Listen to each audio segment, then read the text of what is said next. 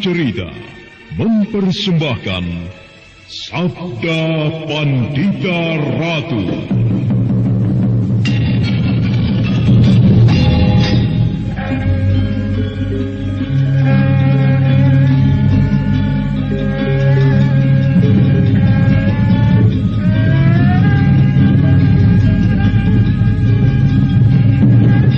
Kureguk anggur Mahadewa, kucicipi madu sabdanya, bumi kuremas dalam genggamanku, matahari dan rembulan kutelan dalam perutku. Dan Dedes, sukmamu telah kuraih, nafasmu kusenggama di bulan merah, kujelang cintamu, kuseret melanglang Mayapada, bak nirwana para dewa.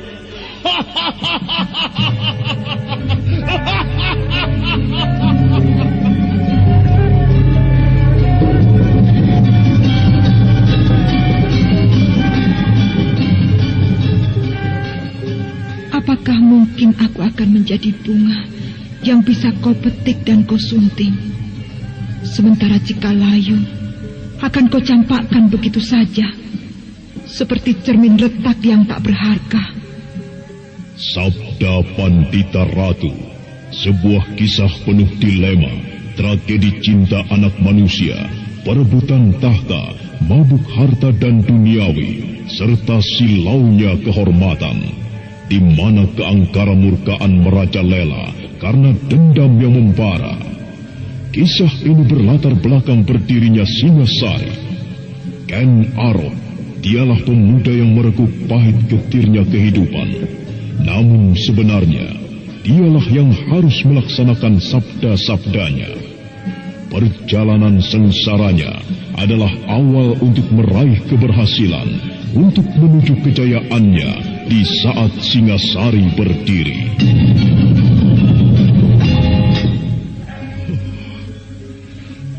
Kenapa ini harus terjadi?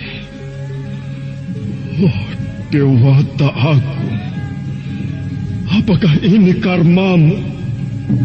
Tapi apa salah dan dosaku? Pinaka, maafkanlah aku. Kenapa sekarang aku baru tahu kalau kau adalah... Kutuklah aku, Dewata. Hukumlah manusia yang tidak tahu dosa ini. Pinaka! Pinaka Swasti Ratu!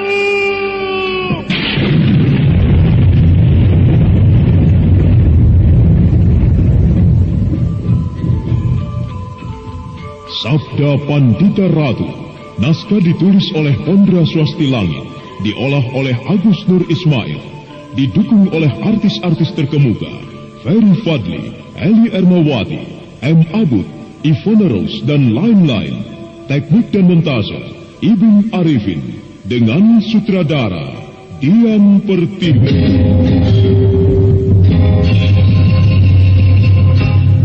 Sabda Pandita Ratu kali ini mengetengahkan episode yang ketiga dengan judul Purnama Kambang Ayun. Dalam seri yang ke-89 ini dengan para pemain Idris Apandi sebagai Tumenggung Yuda Paksa, Ashari sebagai Telik Sandi, Heri Stiono sebagai Sri Baginda Kertajaya, Ferry Fadli sebagai Kamaswara, Mucus sebagai prajurit, dan pembawa cerita Hasdi Suhastra.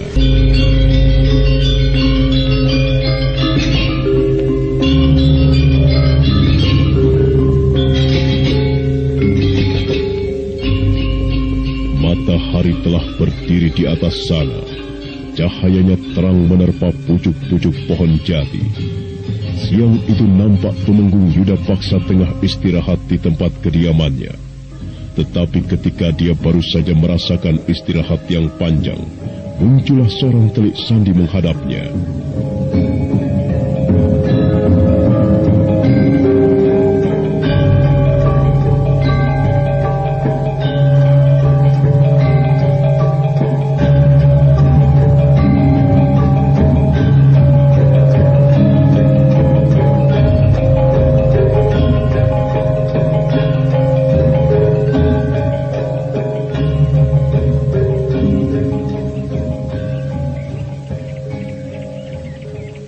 Ampun Gusti Tumenggung, barangkali kehadiran saya kemari mengganggu istirahat Gusti Tumenggung.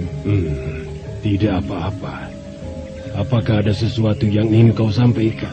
Benar Gusti, dan ini sifatnya sangat serius sekali. Saya ingin melaporkan tentang Tumenggung Murti Wandawa. Tentang Murti Wandawa maksudmu? Benar Gusti, Murti Wandawa sekarang tengah bersembunyi di sebuah rumah penduduk yang bernama Anjamtiani Kaiwangi. Bagus. Lalu berada di mana letak daerah tempat persembunyiannya? Gusti, di sisi timur daerah Padang Karautan, Gusti. Bagus, bagus. Bagus kalau begitu. Lalu apa lagi yang kau ketahui tentang Murti Wandawa, Telik Sandi? Begini, Gusti. Menurut yang saya ketahui, kesehatannya sudah mulai pulih, Gusti. Dan ada satu hal lagi yang saya ketahui, Gusti. Tetapi itu bukan mengenai Murti Wandawa, Gusti. Katakanlah, Telik Sandi. Tak jauh dari tempat Murti Wandawa, ada sebuah peristiwa yang aneh yang dilakukan oleh seorang pemuda. Pemuda itu berhasil membunuh sekawanan perampok di daerah itu. Dan ia sekarang tengah bertapa di daerah itu, Gusti. Bertapa? Siapa sebenarnya pemuda itu, Telik Sandi? Saya tidak tahu siapa nama pemuda itu, Gusti. Tetapi orang-orang menyebutnya bahwa pemuda itu adalah kekasih para dewa-dewa. Karena dia membawa sebuah pertanda aneh, Gusti. Apakah kau melihat dengan mata kepala sendiri tentang pemuda itu? Saya memang tidak pernah melihat. Tetapi dua orang anak buah saya yang sudah saya perintahkan untuk melihat kebenarannya, sampai saat ini belum juga kembali. Baiklah, aku terima laporanmu. Tetapi kau pun perlu mengetahui bahwa di tanah Jawa ini tidak ada satu orang pun yang pantas disebut sebagai kekasih para dewa kecuali Sri Baginda Kertajaya. Karena dialah yang mengendalikan tanah pemerintahan di tanah Jawa ini. Iya, Gusti Tumenggung. Kau jangan mengikuti pendapat orang lain yang salah, Telik Sandi. Camkan itu. Saya, Gusti. Telik Sandi itu pun akhirnya diam tertunduk mendengar kata-kata Tumenggung Yudapaksa. Tak berapa lama setelah itu, tiba-tiba dari arah lain muncul seorang prajurit istana menemuinya. Apakah kau prajurit dari pasukan pengawal istana? Benar, Gusti Tumenggung. Nama saya Naraya Bomalampitan. Ada apa kau datang kemari menemuiku? Ampun, Gusti. Hari ini juga Gusti diperintahkan untuk menghadap Sri Baginda. Tumenggung Yudapaksa agak terkejut dengan apa yang dikatakan prajurit itu. Dia heran ada kejadian apa sehingga ia diperintahkan menghadap. Padahal belum lama dia baru saja menghadap. Ada apa dengan Sri Baginda? Bukankah tadi belum lama aku baru saja menemuinya? Lebih baik aku datang saja ke istana. Mungkin ada sesuatu yang ingin disampaikannya kepadaku. Prajurit, aku akan segera berangkat untuk menghadap. Baik, Gusti Tumenggung. Kalau begitu, saya akan berangkat lebih dulu. Permisi. Sepeninggal prajurit pengawal istana, Tumenggung Murti Wandawa kemudian bersiap-siap meninggalkan ketumenggungannya. Dan sebentar kemudian, dia sudah memacu kudanya menuju istana Kediri. Ada apa sih, Yu? Dari tadi tak perhatikan kok mukamu kusut banget. Aduh, aku lagi pusing nih. Mamaku minta dicarikan channel YouTube yang ada Sandiwara radionya. Apa ada coba? Loh, ada. Coba aja kunjungi channel YouTube Satria Collection. Di sana ada Sandiwara Radio, lagu-lagu kenangan, dan masih banyak lagi. Wah, ini yang aku cari. Terima kasih ya, Res. Mengenang masa lalu adalah hal yang sangat menyenangkan. Ya, lagu-lagu kenangan, dangdut, pop, ataupun sandiwara radio yang kini sudah tidak bisa kita dengarkan lagi. Jangan khawatir, di konten kami sediakan itu semua. Semuanya bisa Anda nikmati di channel YouTube kami, Satria Collection. Tunggu apa lagi? Kunjungi YouTube channel kami. Jangan lupa subscribe, komen, dan like-nya.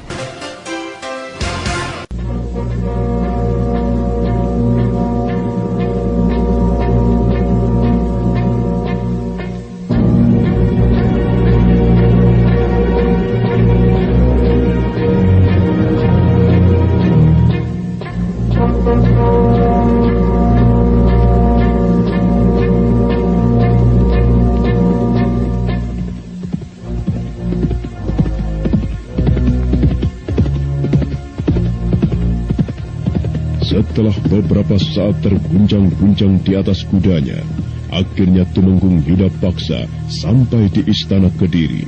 Dan kemudian dia pun langsung menghadap Sri Baginda Kertajaya.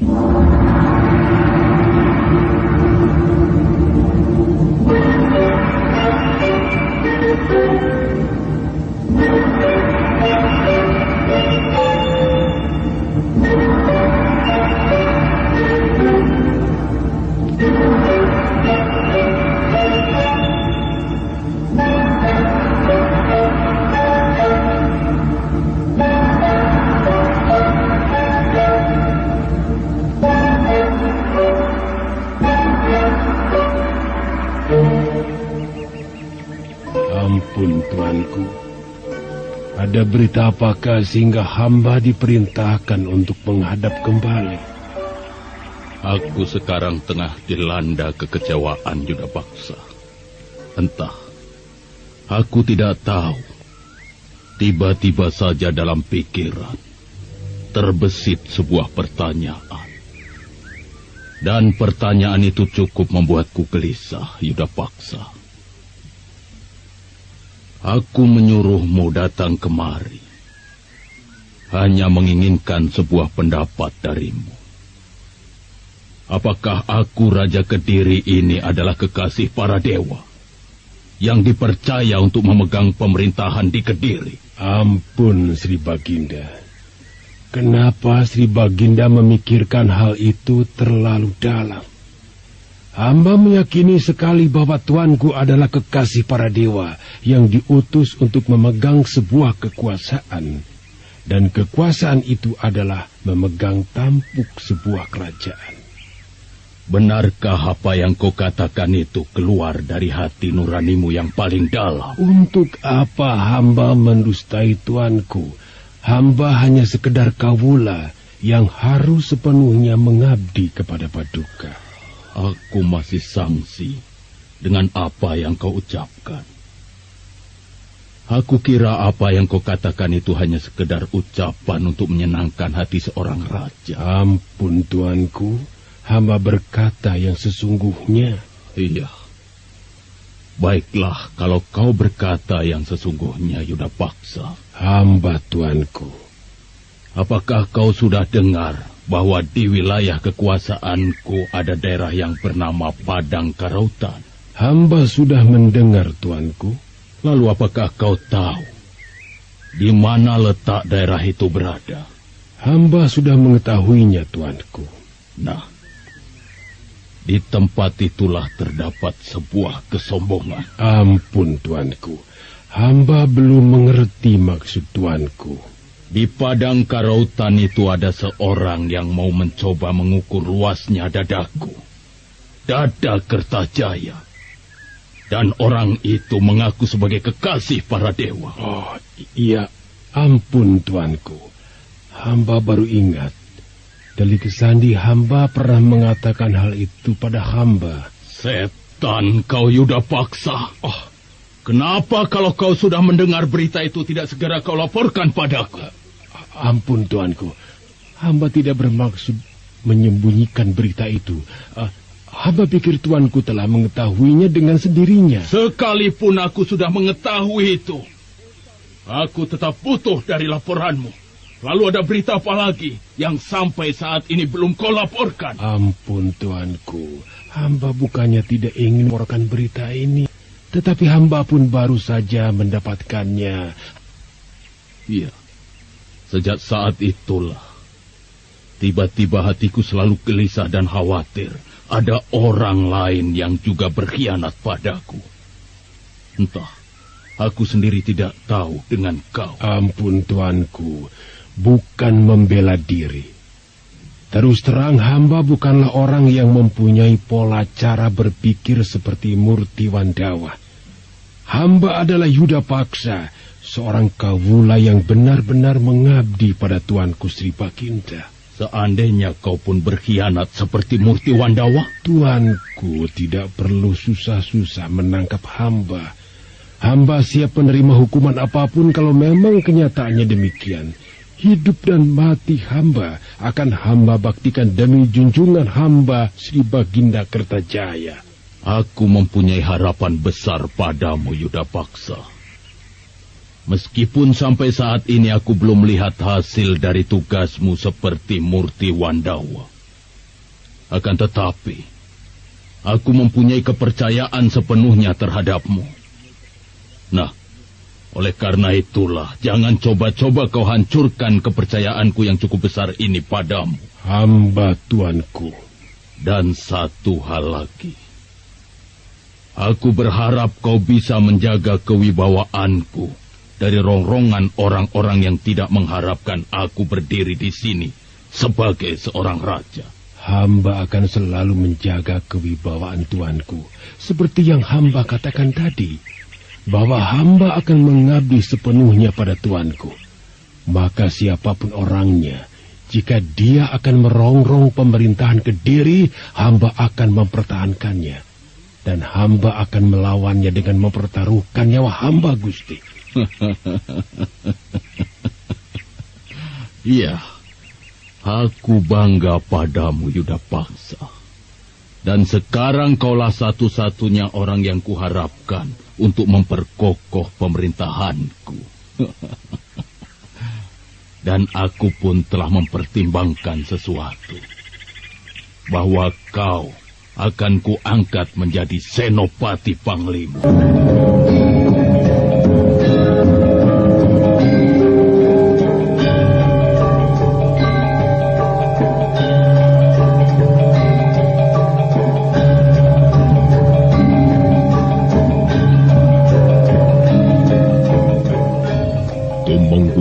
Paksa sempat kaget mendengar hal itu. Hatinya berdebar, seolah-olah merasakan sebuah kebahagiaan yang dalam. Sekalipun menjadi Senopati Panglima adalah tugas yang berat, melebihi beratnya menjadi seorang tumenggung. Namun hal itu cukup memuaskan hati Yudapaksa. Ada sepersit cahaya cerah di wajahnya.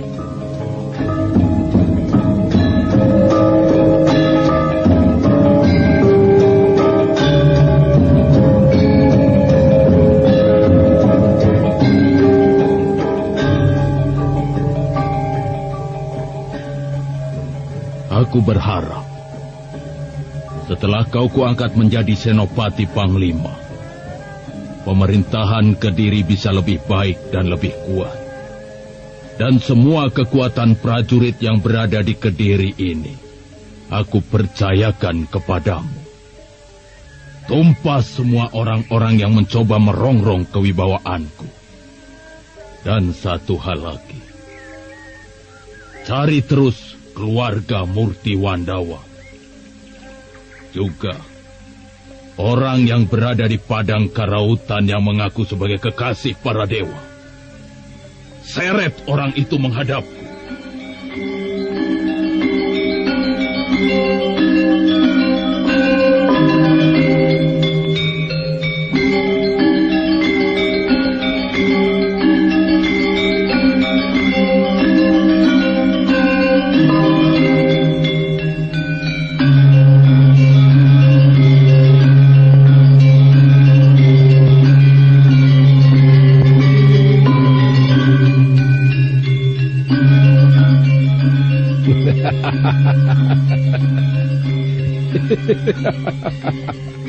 Sungguh tidak kusangka, dalam sekejap saja sekarang aku telah menjadi seorang senopati panglima. Jabatan seperti ini memang sejak lama kutunggu-tunggu. Setelah perginya Murti Wandawa, sekarang semuanya telah tercapai, dan inilah saatnya aku menunjukkan pengabdianku yang dalam. Ampun Gusti Tumenggung, kapan kira-kira pengangkatan itu akan dilaksanakan? Goblok! Sekarang pun aku telah diangkat menjadi senopati panglima. Jadi aku minta jangan sekali-kali lagi kau menyebutku dengan panggilan Gusti Tumenggung. Sekarang aku bukan Tumenggung lagi, tetapi panglima. Senopati panglima. Iya. Maafkan saya Gusti Senopati Panglima. Panglima. Bagus, Telik Sandi. Sekarang tugas kita semakin bertambah dan semakin berat saja. Setelah kita mengetahui tempat itu, maka kita akan segera mendatangi Murti Wandawa untuk kita seret menghadap Sri Baginda. Dan juga kita harus menangkap laki-laki yang mengaku kekasih para dewa itu di Padang Karautan. Tetapi Gusti, orang itu sangat hebat ilmu kanuragannya. Sangat luar biasa sekali, Gusti. Pengecut. Apa sih kehebatan orang itu sehingga membuat hatimu menjadi ciut begini? Apakah kau pikir kehebatannya akan mampu menghadapi para prajurit dalam jumlah yang banyak, ha? Entahlah, Gusti Panglima. Yang jelas, orang itu mampu membunuh para perampok dalam jumlah yang cukup banyak, Gusti. Dan Gusti Panglima pun makin bisa membayangkan bahwa para perampok itu bukanlah orang-orang yang mempunyai kepandaian rendah, Gusti. Cukup. Aku tidak butuh kepengecutanmu. Dan jangan coba-coba sekali lagi menunjukkan jiwa seperti itu di hadapanku. Aku sekarang bukan lagi seorang Tumenggung Telik Sandi, tetapi aku sekarang seorang senopati panglima perang. Iya, Gusti. Nah, sekarang pergilah dan siapkan para prajurit yang ada. Kalian harus menyelidiki lebih jelas lagi bagaimana keadaan Murti Wandawa dan orang yang berada di Padang Karautan itu. Ngerti? Baik, Gusti Panglima. Saya mohon diri. Pergi!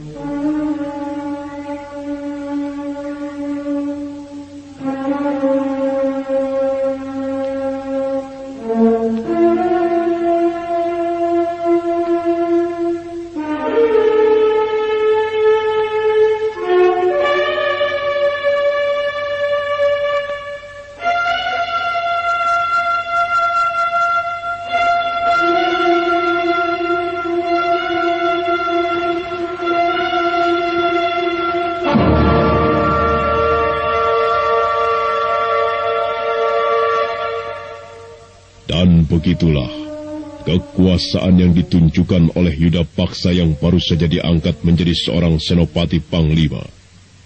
Malam kembali bersemayam di Cakrawala. Suasana nampak cerah sekali. Sementara itu di daerah Padang Karautan, tanpa terasa Kameswara telah melangkah ke wilayah itu.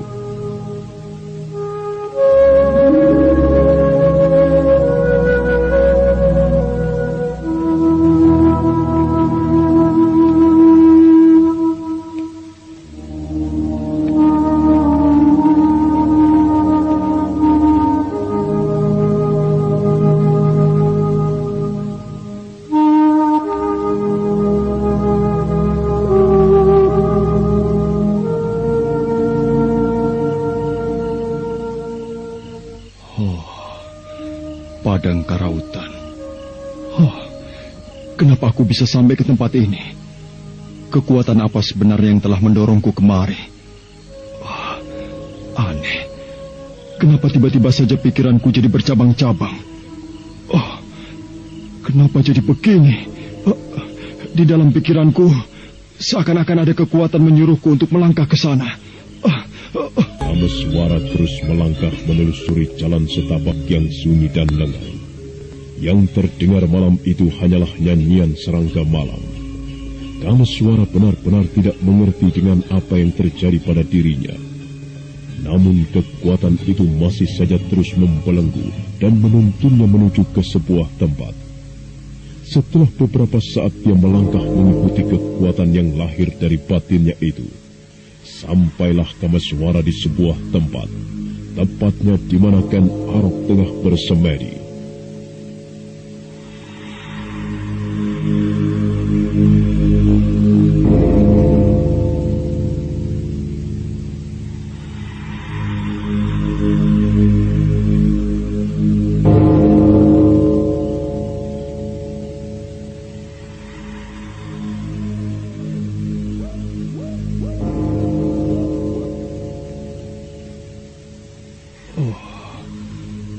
Aneh sekali. Kenapa tiba-tiba aku bisa sampai ke tempat ini dan bertemu dengan pemuda ini lagi? Kelihatannya ia tengah bersemadi. Benar-benar sangat luar biasa sekali. Dia bersemadi di antara tulang belulang yang busuk dan bau. Apa sebenarnya yang hendak dia capai di tempat ini? Perlahan Kameswara melangkah mendekati Ken Arok yang tengah bersemedi atau mesur raga. Kemudian dia pun segera duduk di hadapannya. Ditatapnya laki-laki itu dengan perasaan yang kagum. Aku jadi semakin tidak mengerti dengan kekuatan batinku. Kenapa tiba-tiba aku ingin duduk bersila di hadapannya? Pemuda yang bernama Ken Arok ini memang benar-benar luar biasa. Aku percaya bahwa dia adalah titisan para dewa. Dari wajahnya nampak terlihat sekali pancaran kekuatan yang dahsyat. Apakah benar Rakai Walayang Pukumbayoni telah menitis padanya? Kameswara terus menatap dalam-dalam wajah Ken Arok yang berada di hadapannya. Sampai akhirnya, tanpa terasa, dia pun memejamkan matanya dan terlelap dalam tidur. Sekalipun tubuh Kameswara duduk tegak bagaikan orang bersemedi, tetapi dia sebenarnya memang sedang tidur.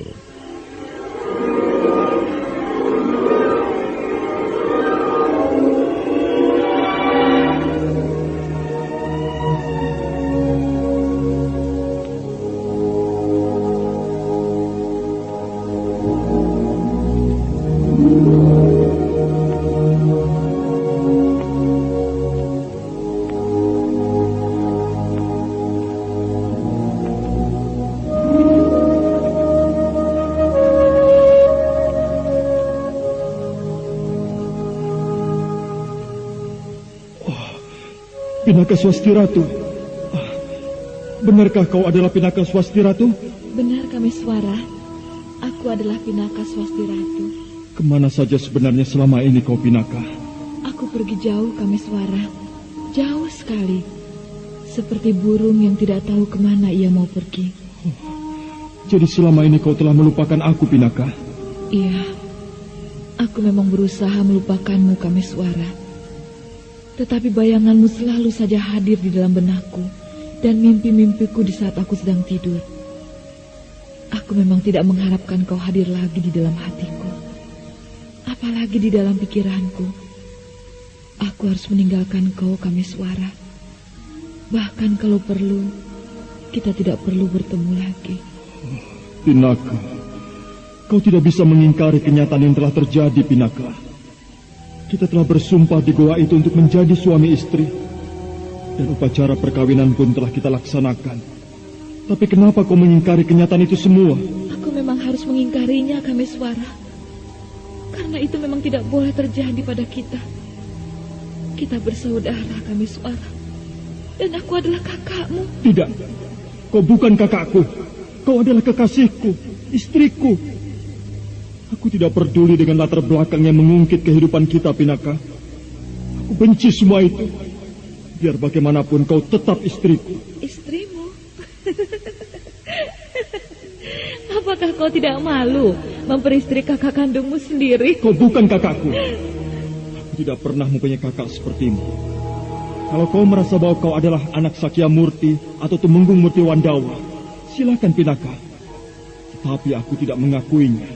Aku bukan anaknya. Aku lahir dari angin yang berhembus.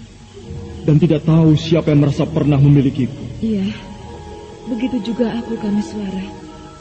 Aku lahir dari angin yang berhembus. Dan tidak pernah tahu siapa yang memilikiku. Nah, bukankah kita berarti bersaudara? Tidak! Tidak! Tidak! Kau bukan saudaraku, Pinaka. Kita orang lain. Pinaka? Pinaka Swasti Ratu. Kemana kau, Pinaka? Pinaka! Kenapa kau menjerit-jerit seperti itu, Kameswara?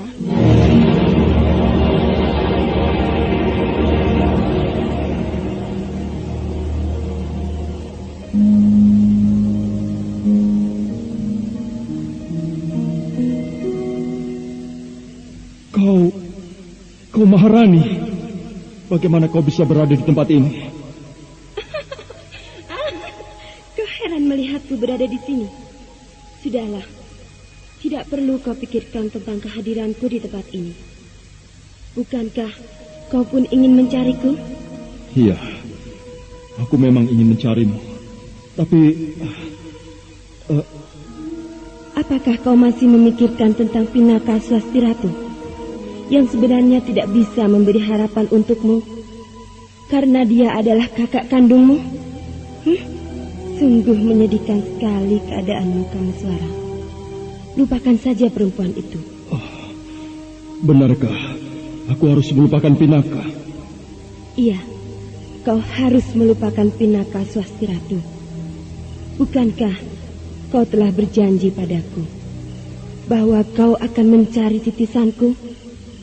Kameswara, carilah aku kalau kau ingin hidup bahagia bersamaku. Kemana aku harus mencarimu, Maharani? Dunia ini sangat luas. Aku tidak tahu harus kemana menemui titisanmu. Aku tidak bisa menunjukkannya, Kameswara. Dan kalau kau memang ingin tetap mencariku, Dewata Agung pasti akan menunjukkan di mana aku berada. Carilah aku, Kameswara. Carilah aku, Kameswara. Carilah aku, Kameswara. Oh, Maharani! Maharani! Kenapa semua kalian meninggalkan aku di tempat ini? Maharani! Pinaka! Pinaka! Pinaka! Kameswara.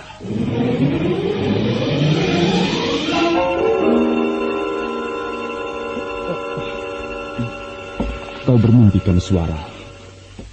Benarkah aku bermimpi? Aneh sekali mimpiku tadi. Kenapa kau bisa berada di tempat ini lagi, Kameswara? Aku tidak tahu, Kanarok. Aku sendiri merasa bingung kenapa aku bisa sampai ke tempat ini. Kau coba-coba mendustaiku, Kameswara. Aku tahu kau pernah berada di tempat ini. Maka aku tidak percaya jika kau berada di tempat ini lantaran kau kebingungan. Kalau kau memang tidak percaya, silahkan. Itu urusanmu.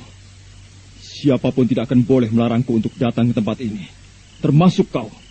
Padang karautan ini sekarang telah menjadi sarangku. Dan aku pun tidak akan senang melihat kehadiran orang lain di tempat ini. Lalu apa yang akan kau lakukan padaku setelah kau melihatku berada di sini? Aku minta padamu untuk segera meninggalkan tempat ini. Kita sudah saling mengenal sebelumnya. Jadi aku harap kau mengerti. Dan silahkan cepat tinggalkan tempat ini. Kalau aku tidak mau, aku akan memaksamu, Kameswara. Ken Arok. Kenapa kita harus bertengkar? Kalau sebelumnya kita pernah saling mengenal.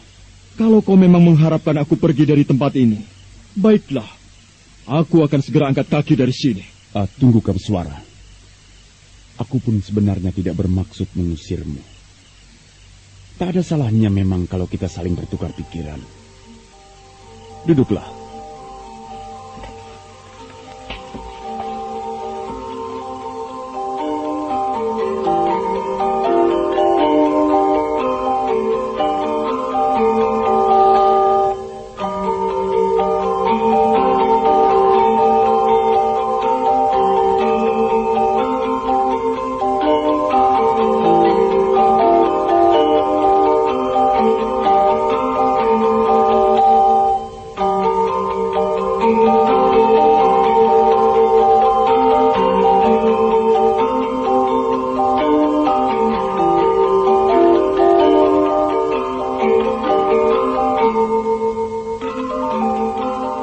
Kameswara pun segera duduk bersila kembali di hadapan Ken Arok. Malam itu banyak sekali yang dibicarakan Ken Arok, terutama membicarakan tentang isi Mayapada ini. Kameswara nampak hanya diam termangu mendengar penuturan Ken Arok. Sesekali ia hanya bisa mendesah kagum.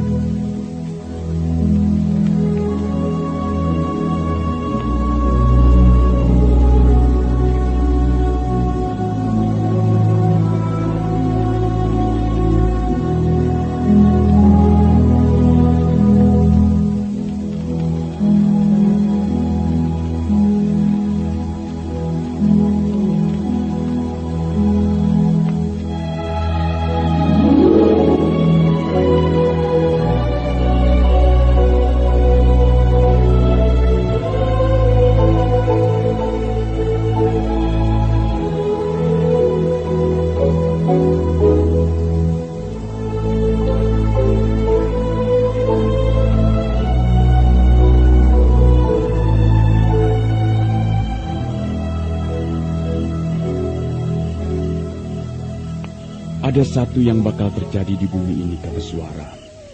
Aku dapat melihat hal itu melalui semediku. Kelak akan turun dari atas langit sebuah bongkahan logam yang besar. Logam itu akan turun dari atas sana dengan cepatnya. Dan aku tidak tahu peristiwa apa itu sebenarnya. Atau mungkin itu hanya sebuah perlambang dari sebuah kejadian yang akan terjadi di bumi ini. Mendengar ceritakan Arok ini, aku jadi teringat dengan kata-kata Rakai Walayang Pukumbayoni. Jadi saksilah kau atas peristiwa yang akan terjadi di dunia ini, Kameswara. Kelak akan jatuh sebuah benda dari atas langit. Dan benda itu akan ikut mewarnai peristiwa yang bakal terjadi di bumi. Sebuah benda akan jatuh dari langit? Iya. Apakah kau pernah mendengar cerita itu, Kameswara? Iya, aku pernah mendengar cerita itu.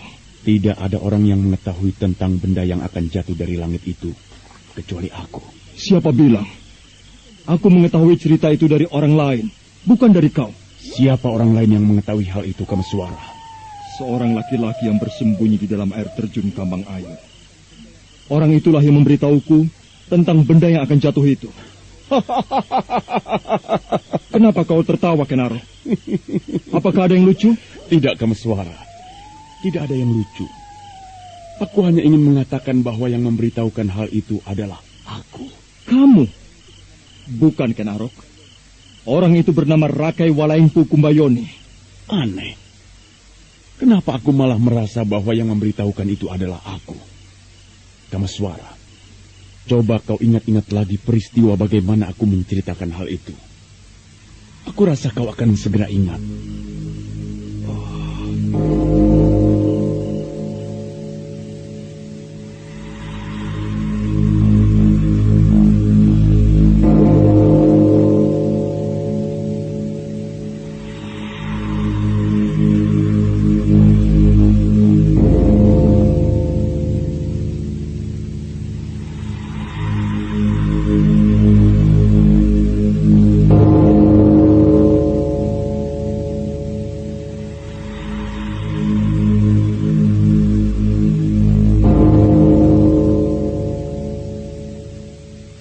Perlahan Kameswara mendesah. Dia tidak mengerti apa yang dimaksudkan oleh Ken Arok. Ditatapnya kembali wajah Ken Arok. Tiba-tiba Kameswara terkejut. dia seakan-akan melihat wajah lain menyelinap di dalam wajah Ken Arok. Dan wajah itu adalah wajah Rakai Walengpu Kundayoni.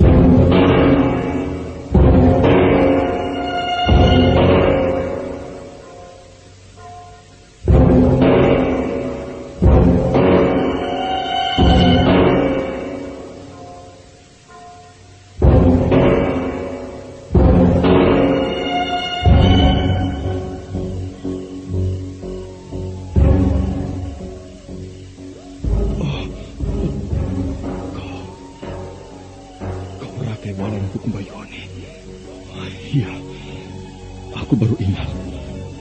Bukankah dia pernah mengatakan bahwa ia akan menitis pada seseorang?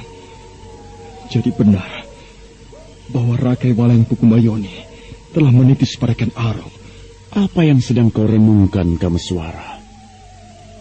Apakah kau sudah yakin bahwa yang memberitahukan hal itu adalah aku? Iya, benar Ken Arok. Kenapa kau gugup? Sepertinya ada sesuatu yang aneh yang kau lihat di wajahku. Tidak ada apa-apa. Aku hanya teringat pada seseorang saja ketika ku tatap wajahmu. Kau tahu, Kameswara, apa yang akan terjadi dengan benda yang jatuh dari langit itu kelak? Ada peristiwa apa dengan jatuhnya benda itu, Ken Arok? Benda itu akan membawa peristiwa yang banyak, yaitu peristiwa pembunuhan. Banyak nyawa bergelimpangan karena benda itu. Mengerikan sekali. Apakah benda itu akan melakukan pembunuhan sendiri, Ken Arok? Tidak, Kameswara. Benda itu tentu saja pasti akan ada yang menggerakkannya. Lalu siapa yang melakukan pembunuhan itu? Apakah kau pun mengetahuinya? Kelak kau akan mengetahuinya, Kameswara. Tahanlah rasa penasaranmu itu. Apakah kau keberatan untuk mengatakannya padaku? Aku tidak keberatan. Tapi aku memang tidak boleh memberitahukannya. Atau begini saja. Kau datang saja ke sebuah tempat. Tepatnya di ujung pulau Jawa ini. Yaitu di sebuah bukit yang dekat dengan sebuah teluk. Di sanalah benda itu akan jatuh. Dan di sana pula kau akan mengetahui jawabannya. Siapa orang yang akan melakukan hal itu? Ada apa sih, Hiu? Dari tadi tak perhatikan kok mukamu kusut banget. Aduh, aku lagi pusing nih. Mamaku minta dicarikan channel YouTube yang ada sendiwara radionya. Apa ada coba? Loh, ada. Coba aja kunjungi channel YouTube Satria Collection. Di sana ada sandiwara radio, lagu-lagu kenangan, dan masih banyak lagi. Wah, ini yang aku cari. Terima kasih ya, Res.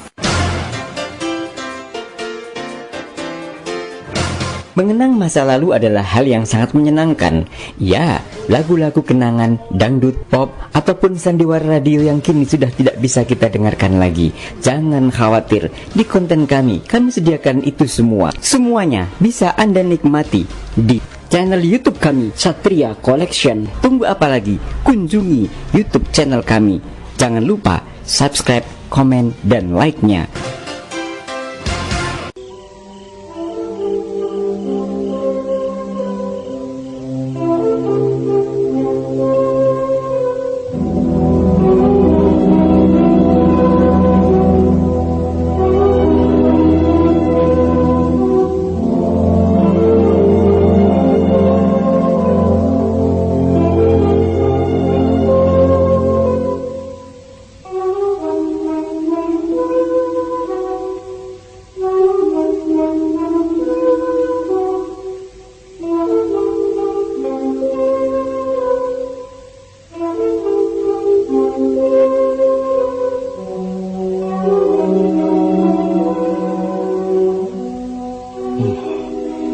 Apakah tempat yang dimaksudkan itu letaknya dekat dengan lereng Gunung Raung?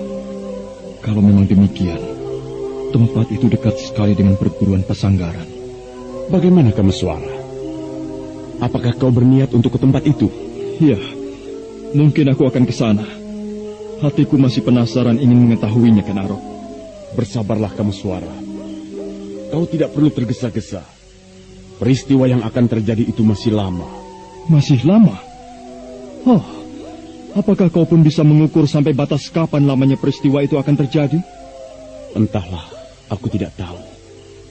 Tapi yang jelas, tanda-tanda itu pasti akan datang. Kameswara, aku butuh bantuanmu. Bantuan? Bantuan apa yang kau butuhkan dariku? Aku akan menyelesaikan tapa berataku di tempat ini beberapa hari lagi. Aku butuh seseorang untuk menjagaku. Kalau kau bersedia, aku akan berterima kasih sekali. Dan kau akan kuberi nama Sukma Suci.